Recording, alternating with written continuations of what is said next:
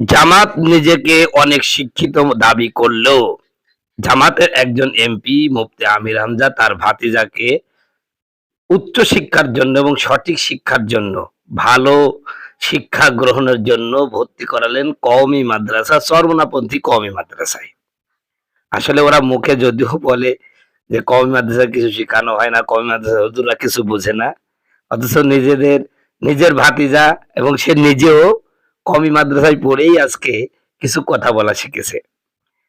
আসলে কওমি মাদ্রাসার অবস্থা এরকমই যে সবকিছু কওমি মাদ্রাসায় শিখবে, শেষে কওমি মাদ্রাসার বিরোধিতা করতে হবে। এটাই হচ্ছে বর্তমান আমাদের জামাতের যারা আলেম সমাজ রয়েছে তাদের হচ্ছে ধর্মে পরিণত হয়েছে। শিখবে সবকিছু কওমি মাদ্রাসা থেকে, কিন্তু বিরোধিতা করবে কওমি মাদ্রাসায়। আপনারা জানেন যে ৩ জন আলেম হলো বিদেশে পড়াশোনার সুযোগ পেয়েছেন, তারা কিন্তু সবাই কওমি মাদ্রাসা। অতএব কওমি মাদ্রাসার বিরোধিতা করে কোনো লাভ নাই। এ কথাই আল্লাহ কোরআনুল কারীমের মধ্যে বলছে, ইন্নামা ইয়া'মুরু মাসাজিদাল্লাহ, নিশ্চয় মসজিদের দায়িত্ব পালন করবে ওই সকল ব্যক্তিরা মান আমানা বিল্লাহ, যাদের আল্লাহর প্রতি ঈমান আছে। সুতরাং কোনো অমুসলিম কোনো মসজিদের সভাপতি বা কোনো দায়িত্বশীল হতে পারবে না। এমনকি মসজিদে যেই মসজিদটা উদ্বোধন হয়ে গেছে, নামাজ হয়ে গেছে, এই মসজিদে কোনো অমুসলিম প্রবেশ করতেই পারবে না। এটা হারাম সম্পূর্ণভাবে। কথা জানেন তো, বিভিন্ন জায়গায় দেখা যায় হিন্দু কর্মচারী এনে মসজিদ মেরামত করা হয়, এটা জায়েজ নাই, সম্পূর্ণভাবে হারাম। মসজিদে শুধুমাত্র ঢুকবে কারা?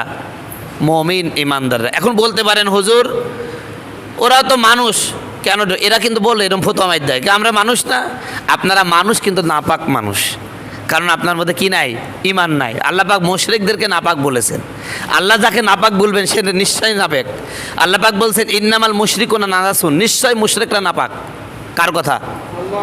আল্লাহর কথা। সূরা তাওবা, ইন্নামাল মুশরিকুনা, নিশ্চয় মুশরিকরা।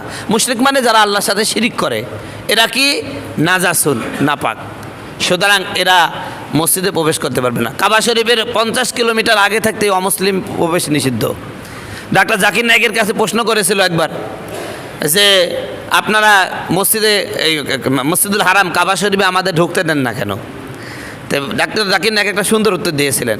তিনি বলছিলেন যে আপনি ভারতের নাগরিক, আপনি কি সব জায়গায় ঢুকতে পারেন? যেমন আর্মি ক্যান্টনমেন্ট আছে, আর্মিদের যে গোপন যে জায়গায় হয়, ওই জায়গায় কি সাধারণ মানুষ ঢোকা যায়? গতকালকে মেন্টালে গেছিলাম, মেন্টালে যে মহিলা যে ওয়ার্ড, ওখানে লেখা আছে সর্বসম্মতিক্রমে সকল জনগণকে ঢোকা নিষেধ। আমি যদি ঢুকতাম তাহলে আমাকে ধরে ফেলতো। কথা বলুন ঠিক কিনা? কারণ নিষেধ।